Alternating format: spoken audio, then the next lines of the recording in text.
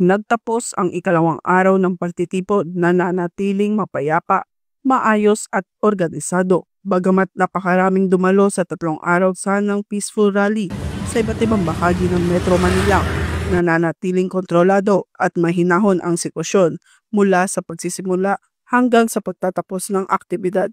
Lubos na pinasasalamatan ng Philippine National Police ang ipinakitang disiplina, kooperasyon at pagsunod ng publiko sa mga ipinatutupad na safety measures, mahakbang na naging mahalaga upang mamanatiling ligtas ang buong lugar para sa lahat. Nakasaad sanang magpapatuloy ngayong araw ang ikatlong yugto ng INC Peaceful Rally, ngunit batay sa opisyal na pahayag ng organisasyon, kanilang tinapos ng mas maaga ang dapat sanay 3 araw na anti-corruption protest.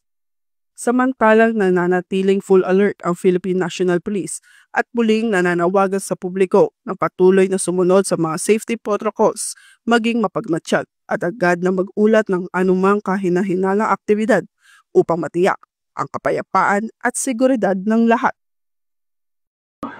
Mula rito sa EDSA Shrine, ako po ang inyong PNN correspondent, Patrolwoman Blaise Esperanza, alagad ng batas, tagataguyod ng Balitang Pulis.